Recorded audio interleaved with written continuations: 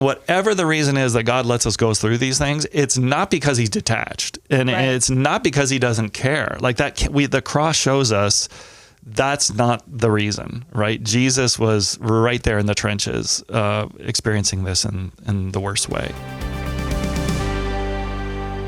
Hello, everyone, and welcome to this week's episode of Trinity Talks. My name is Kyla, and I'm the Online Engagement Director here at Trinity. Hi, my name is Justin Stratus. I also attend Trinity Streetsville. My day job is I am a professor of systematic theology at Wycliffe College and also the academic dean.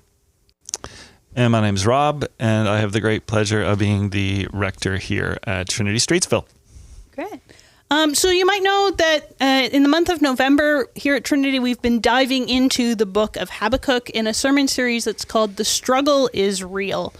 And for me, this has been a series that's been full of both challenge and encouragement as we've sort of looked at what does it mean to ask God some really hard questions? What does it mean to potentially have prayers go unanswered, or to get really hard answers back from God that maybe we don't want?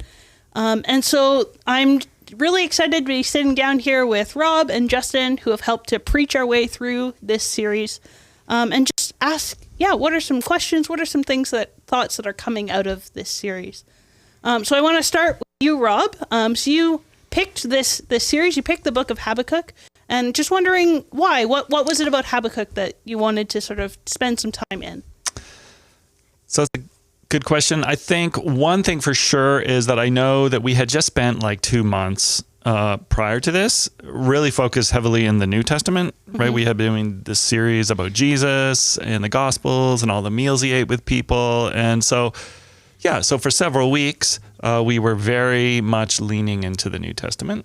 And I think it's really good that we also spent some time in the Old Testament. You remember we did a series a little while ago called The Bible for Grown-Ups, and we talked about how the Bible is this library, this big library of scripture full of all these different books written at different times and different, locations and different genres, but somehow they tell this unified story that points us and leads us to Jesus. And so I think it's really easy to see how things point us and lead us to Jesus when you're reading the Gospels, but I think it's a good practice for us to really dive into Old Testament books too, to really relocate ourselves in different places and times, and yet still say, how is this pointing us to faith in Christ? So I'd say that was one reason. We just had to do more Old Testament stuff a bit. The other reason is, I think as a pastor, you get to know your people. And you start to realize, hey, you know what? People are actually struggling with stuff. There's, lots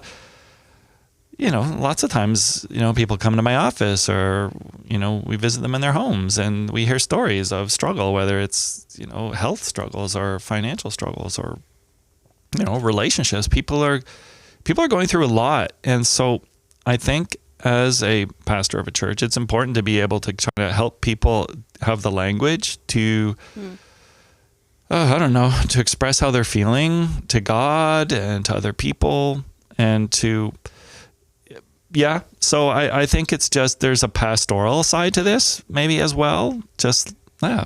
We need to help people unpack the reality of their lives, which isn't always fun and rosy. And sure. And then the third thing I'll just say is that's also the case, I think, there's a lot of stuff going on in the world, like right now. In fact, the week we kicked off this series, was the week of the American election took place, and there was a lot of, I think, anxiety in people about what this was going to mean. Were we heading into dark days again?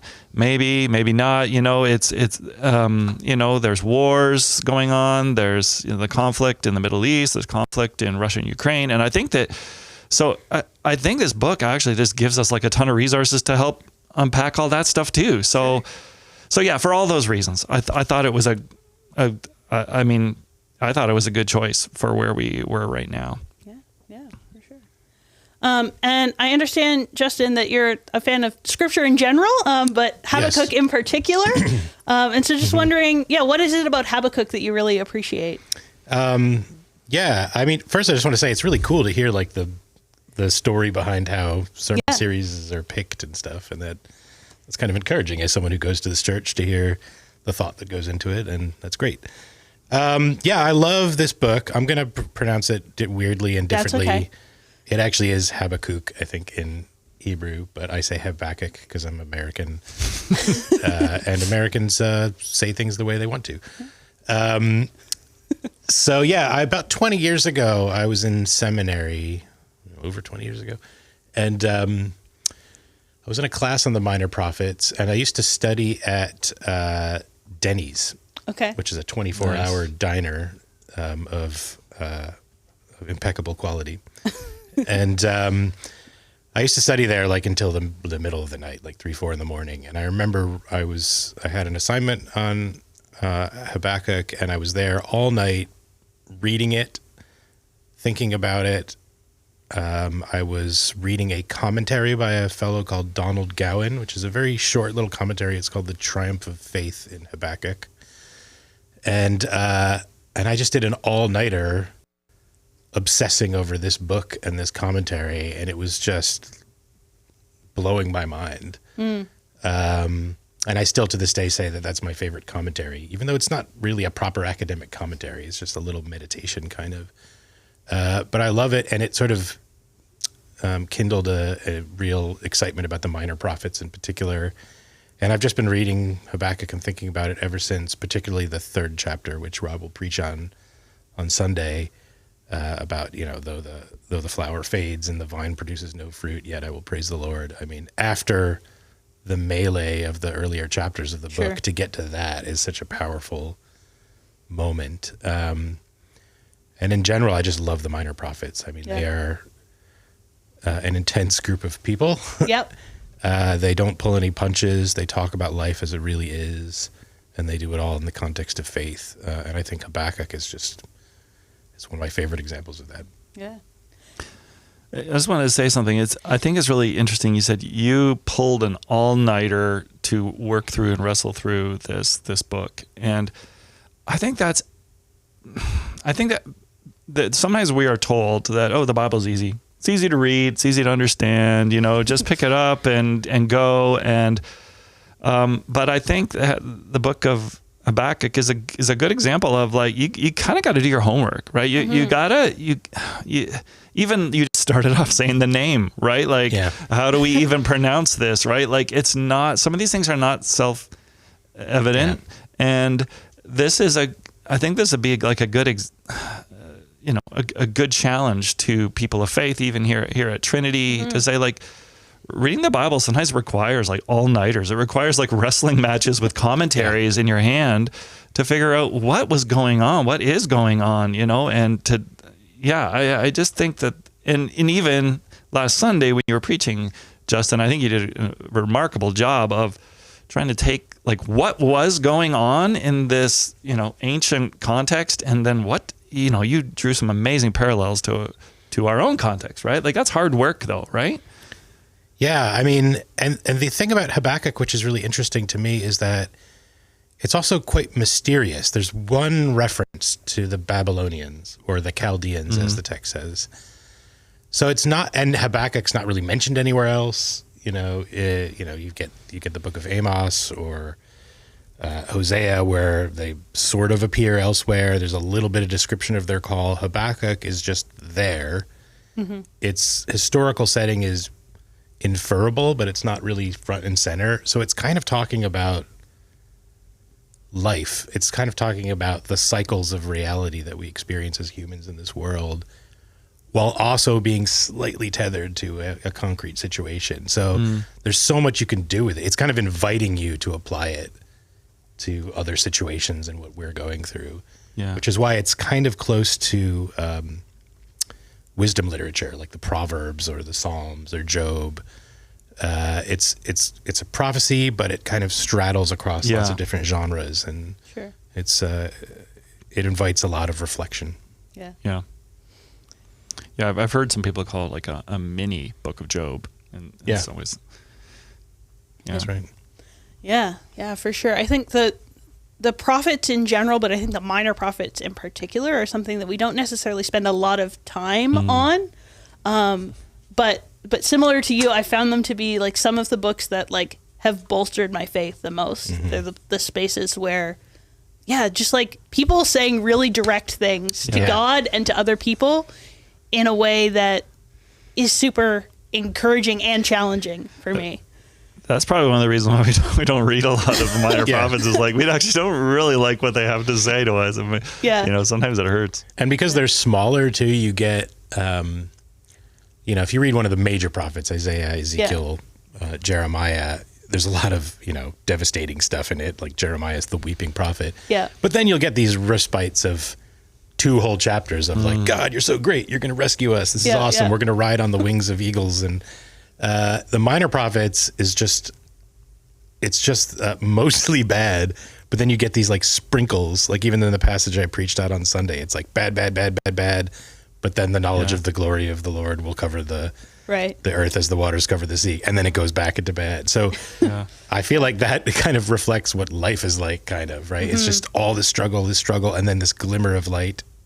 And you have to hold on to that when you go back into the next section. Yeah. Yeah. So the prophets in general, and Habakkuk in particular, have a lot of harsh and direct words for us. And in particular, God's initial response to Habakkuk's prayer seems kind of harsh, right? So, Rob, in your sermon, you sort of compared it to a teacher who uses a bully to punish this kid who's like causing a problem. Right? And that seems really dramatic and like really unfair in some sense. Like from a human perspective, you're like, well, why would God, an all-loving, all-powerful God do that to people? So if someone's sort of wrestling through, okay, what does this mean? What would you sort of say there? Yeah, first of all, I'm not sure that analogy was a really helpful one or not. I'm not going to stand by it. It was probably an oversimplification. I'm sure it was a gross oversimplification. But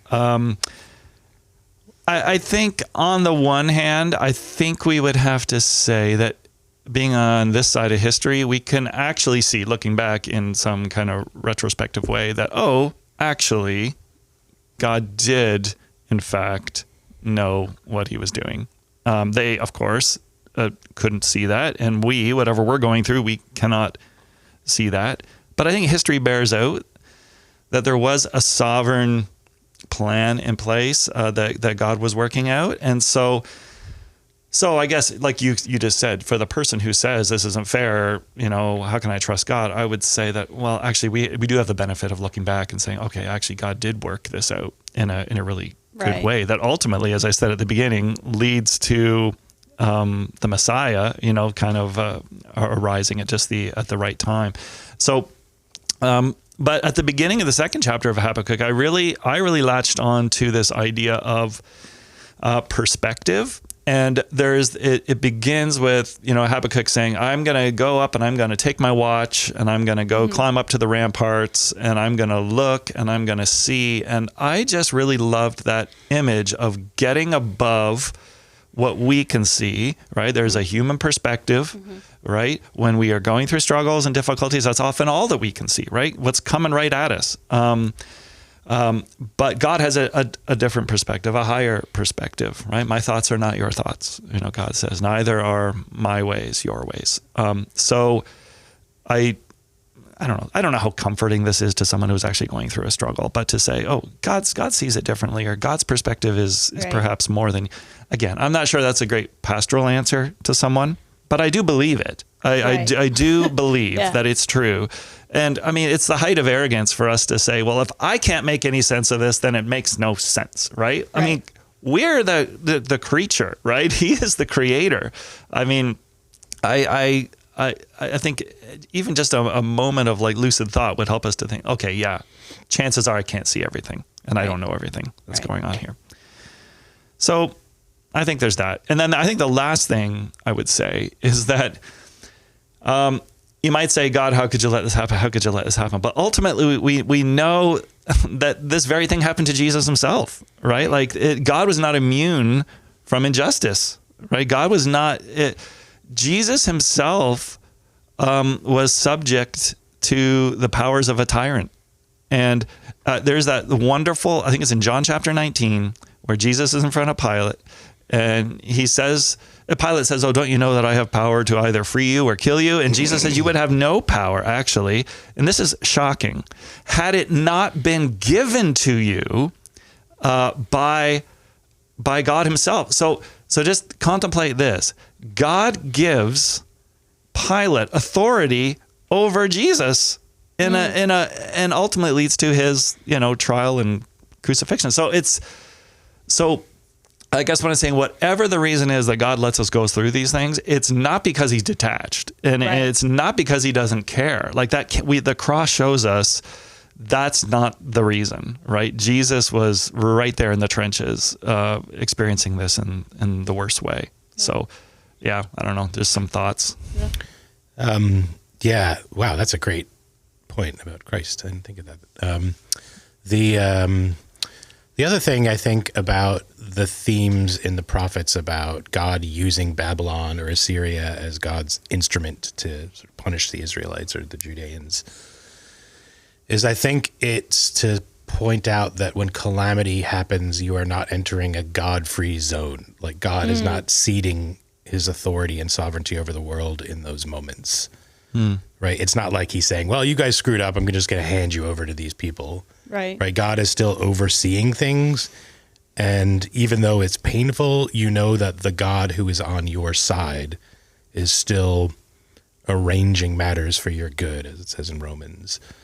So even though it's a punishment and or sometimes it's just arbitrary natural evil, like a tornado hits your house, right? It seems chaotic, it seems insane, but the point of these passages is to say that God is still on God's throne. Right. You can still trust God because it's not like the ultimate power in the universe has been supplanted and now you need to bow the knee to Baal or Babylon or whatever. God is still God. And as insofar as God is still God, you can trust that things will be all right in the end. Yeah. And related to that is, for whatever reason, God seems to have decided that he is going to use human agents to work out his plan on earth for good or for bad, whether it's Adam and Eve, Genesis chapter 1, and they screw up. Is that the end? Is God done with... No, Noah is going to, kind of cleanse things. So he calls on another human being, another flawed human being to do something. And then he calls on Abraham, right, as another human being. This seems to be like God's plan is that he is committed to using human beings to accomplish his work and to give authority to human beings to do that work, whether it's to exercise dominion over, creation, or whether it's to help Israel become a kingdom of priests or whatever. Like, I'm giving you authority to do these things. The flip side of that coin, though, is definitely they're going to be held to account for their actions. It's not like it's a free pass, right? Yeah. So there is this tension. God says, yes, I'm using flawed humans to accomplish my plan. But on the other hand, they're going to totally make a mess of it. And there's going to have to be some reckoning at some point about that. Yeah, for sure. Yeah, the point you were making, Justin, about like God still being on God's throne and still being present in that, it reminded me of, I think it's in Jeremiah, there's this section where Jeremiah is like sitting and he actually sees the presence of God like go with the people into Babylon, which to Jeremiah and to the Israelites like probably seemed like a really foreign, strange concept, right? Because God sits in the temple, and so when the temple is destroyed, obviously God is gone, right? But actually the presence of the Lord follows them into their struggle. That's amazing. Yeah. So Justin, last week you were talking about Habakkuk's conversation with God, where Habakkuk sort of asked this question, okay, how long are they going to get away with it? And in response, you said that God's question is perhaps, well, do you have the faith to wait for it? And that was God's question to Habakkuk. I think it's probably also God's question to us as we wait out the problem of evil. And so my question then is, so what does that look like to wait? Is there something that we're supposed to be doing in this time, or are we just sitting back and waiting? Yes. Okay. I think I see where you're going with this. I don't think waiting is total quietism. Sure. In fact, I think whoever it was did the intercessions on Sunday, prayed something really nice about, help us to be active waiters and to stand against evil when it's required and so forth. The nice thing about Christian responses to evil is that we are to respond to it, but because God is sovereign over the whole, we don't bear the weight of that drive towards fixing problems on our own. Right. Right. So it's not like we have to be busy and active and anxious or the world will fall apart. Right. No, we stand up against injustice in the knowledge that we are participating in a kingdom which God has promised will actually come to reality eventually. So it's kind of like an unhurried, restful activity that Christians do. I think it's an activity born out of love for one's neighbor and for the world, and not born out of fear and anxiety that it all rests on our shoulders. So all that to say is waiting doesn't mean you just sit back, and it's kind of like those folks that really got into prophecy in like the 19th century. And the whole point of studying prophecy and what's going to happen in the future was to basically, when it happens, point at the world and be like, aha, we told you so. See, Christians don't just sit there and say, I told you so when things unfold as we expect. We get involved, right? We get in the muck, but we don't do it in a worried way. But it also is hard. Of course, right? yeah. That's what faith is. Faith is acting on the basis of what God promises rather than what our eyes can see. And when the world is swirling in chaos around you, that's a really difficult thing to do. I had a teacher one time in seminary who said, I think he was talking about Abraham's faith. And he said, what is faith? Well, if you look at Abraham's life, it just seems to be kind of good old-fashioned Christian guts. Like it's just holding on for dear life, even though it seems ridiculous and things are kind of crumbling around you. And the promise God gave is just so like ridiculously huge. Like I'm going to give you bajillions of descendants and the whole world's going to be blessed through. It just, you can't wrap your mind around it. Yeah. To believe that, you just got to hold on for dear life. Yeah. And no matter what life throws at you, it's not passive waiting. It's waiting with resolve, with grit. That's what faith is. Yeah. Yeah. I think too that although it's unpleasant and we don't want to hear this, there are some things that God does in our life that can only happen in times of waiting. Like, the Apostle Paul, I think, would say that persevering through difficulty and calamity is how, it leads to patience, and patience leads to character, and character leads to ultimately to hope, right? And I think, there's so many saints walking the earth today that would say like, yeah, I went through a very, very dark time. And looking back, it was also the time of my life where I grew the most. And again, nobody really wants to hear that in the midst of the dark time. Well, I'd rather God grow me during times of prosperity, and I'd rather God, really transform my heart and my thinking during times of plenty. But that's just not how it works. And so there is, I think, in times of waiting, an invitation, a hard invitation, but an invitation to submit to what's happening to you in a way to say, okay, God, I don't get it, but you're doing something here. And I don't want to miss out on the person you're trying to form me into during this time. Now, so I think that's also an important aspect of waiting. And then I want to add this, like Tim Keller is the late great Tim Keller. He one of the things he said that is only possible to figure out in the time of waiting is to really gauge the reason why you got into this relationship with God in the first place, right? This is like the classic, Job's situation, right? Like,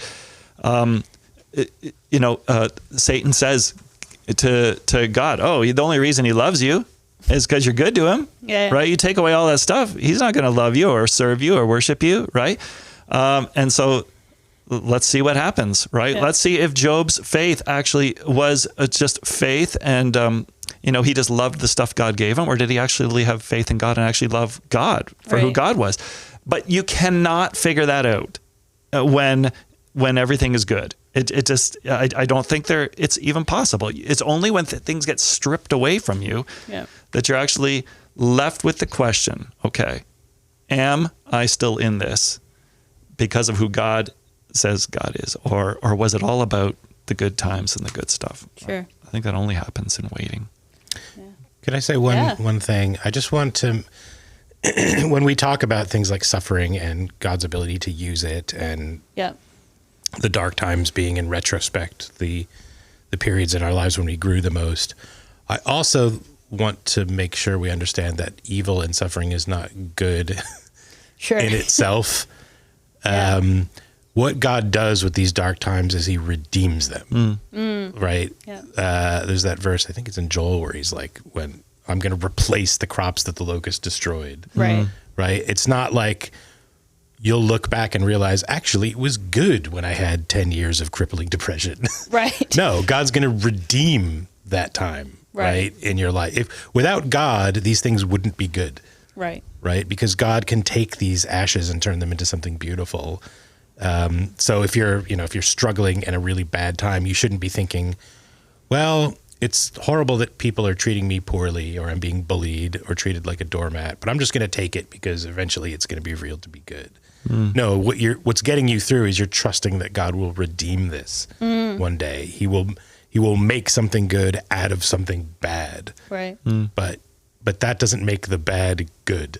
Sure. Right. Yeah. Justin, when you, that's a really good point. And I wonder, is this also true on a larger scale? Like, I'm thinking of like C.S. Lewis, who said, pain is God's megaphone to rouse a deaf world or something like that. Like, what do you take from that? Again, I think I would take it in terms of redemption, right? I don't think God is your drill sergeant being like, I'm going to make this a horrific month of basic training so that you come out a better soldier. I think it's God saying that we live in a fallen world, right? And God is going to have to govern this world that's fallen, not because of God, right? But because of sin. He's going to govern it in a way that he can turn it good, right? So he can use something that is bad, i.e. pain. Yeah. Something that's irredeemably bad, right? God is going to destroy pain. If you look at the visions in Revelation and Isaiah 65, like at the end of all things, God's going to be like, I don't want any more tears. Right. Right. But God is so sovereign and so loving and powerful and wise that God can even work through the ministrations of a fallen world to do things like speak to us clearly, in Lewis's terms. Right. Right. That's the power of God, I think. Like, even a fallen world can't inhibit God's ability to get to us. In fact, God can even use a fallen world to get to us. Yeah. That's definitely a tension because, I do think deep down that if we never experienced struggle, then I don't know that we would grow in our faith, cling to God all the more, develop that character. Like, so I hear what you're saying. If evil is an intruder in this world, this is not how it's supposed to be. But then, if it weren't here, I just wonder, what would the human being, what would I be like if what would you be like, Kyla, if you hadn't had to go through? Would you be the same person? Would you be as strong a person? Or right? Yeah, and I mean, I wonder if even like our framing of that question and our way of thinking about that question is itself like somehow a product of the fall. That like there was an original goodness, that there was like, I think Adam and Eve pre-fall had a relationship with God and were in some way probably growing in that relationship with God. Yep. And so I don't want to say that it's that sanctification couldn't have taken place through just fellowship, some other with means, God. right? Yeah. Like it's, I don't know. I mean, this is a fun podcast, so I don't want to get into too much academic theology, but there are theologians who talk about God creating human beings in a state of imperfection, right? So that the point of life is to drive us forwards towards a more perfection, not in the sense of like really pristine, but in the sense of fulfilling our destinies, the reason for which God created us. So historically, there was a church father by the name of Irenaeus who argued this in one of his books. God creates us imperfect, and then he's got to sort of give us challenges and tasks, and that ends up perfecting us. Right. I guess I would want to distinguish between struggle, things that require effort and problem solving and challenge, from evil, because evil, the goal of evil is to destroy us, right? The goal of Satan and his demons is to destroy us, not to build us up. Again, I think in the state of the after the fall, God can even use the intentions of evil to destroy us for good. Right. That's the power of God. But I wouldn't want to say that, let's say, I don't know, something really horrific happens to you. You don't want to say like, yeah, God sent that into you because he knew you needed to learn patience. Right. But God can still use that thing to give you patience, despite that thing's intention to destroy you. Which is why God is so cool. Yeah. Because he can do stuff like that. But yeah, if you're interested in, soul building theodicy, check out John Hick's 1966 book, Evil and the God of Love. But anyway, great. So in this process of walking through suffering and waiting and knowing that God is going to use that, I think some folks can find encouragement in that. Some folks, like you said, it's really hard. They don't want to hear that. So for people of faith, how do we walk through that faithfully? How do we walk through that without developing this sense of resentment towards God, that God, why aren't you here sooner? Or God, why did you allow this thing at all? But isn't that in a sense what Habakkuk is trying to teach us, that it's okay to be resentful toward God? Like it's okay to say, this isn't fair, right? You're being a bully, right? You're not listening. I don't want to talk to you right now. All right. Like I think God would rather have us be resentful toward him than to walk away from him altogether. There's something I think that's okay about it, actually. Yeah. Yeah, I would totally agree with that. I mean, the Psalms are a great example, right? There's Psalms, the famous imprecatory Psalms, Psalm 88, which ends with no happy note. It's just like, the darkness is my only friend, the end. Right? It's sort of like, the ball's in your court, God. Yeah. I've given you my complaint. Yeah. What are you going to do? Yeah. There is, I think, something interesting about the way people complain in the Bible, because their complaints and resentments are always kind of based on their faith in God. That's the nature of the complaint. How long? Right? The implication is, you will save us. You're just not doing it when we want you to. Look at the way Moses complains to God on Mount Sinai when the people make this golden calf while Moses is up there hanging out with the Lord, comes down, sees the calf. He's super angry, smashes the plates, goes back up to God, and God's like, you know what? I'm done with these people. I'm going to destroy them. And then Moses has to argue. Here is why what you're suggesting, God, is bad. Yeah. Right? And the grounds for Moses' complaint is, if you do this, the world will watch as you renege on your covenant with us that you made. And they will laugh at us and they will laugh at you. Yeah. So that's a harsh thing. Like I don't usually pray that way. Like, God, let me give you 3 reasons why you should do this thing that I want. But the grounds for his argument with God is the covenant itself, is the promises of God. You can't do this because of what you said, God. So it's this weird kind of bold complaint in your face with God, telling him you're mad, but simultaneously believing God's promise. Yeah. Right? It's an interesting space that God's people live in.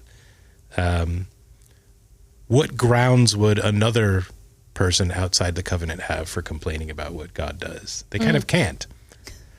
But God's people can, and according to Scripture, are encouraged to complain to God on the basis of God's promises. Right. Yeah. I mean, Habakkuk is built around 3 complaints, right? And that second one, Lord, are you not from everlasting? I think that I remember reading that the "are you not" phrase, just most times it appears in the Bible, it's kind of, it's a resentful kind of accusatory. It's not just, I have a real question. Are you from everlasting? No, it's like, it's actually, I thought you were from everlasting. I'm so I just love that. So Habakkuk is kind of like a catty. Oh, I'm sorry. I'm sorry. I was under the impression that you were the everlasting God, but obviously I'm wrong. Right. Yeah.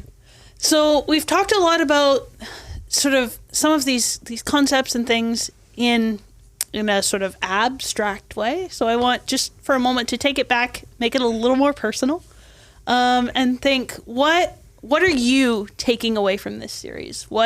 How has these 4 weeks impacted your own life and faith? Well, I think it's kind of what Rob alluded to earlier. It's a very tumultuous time in the world. Yeah.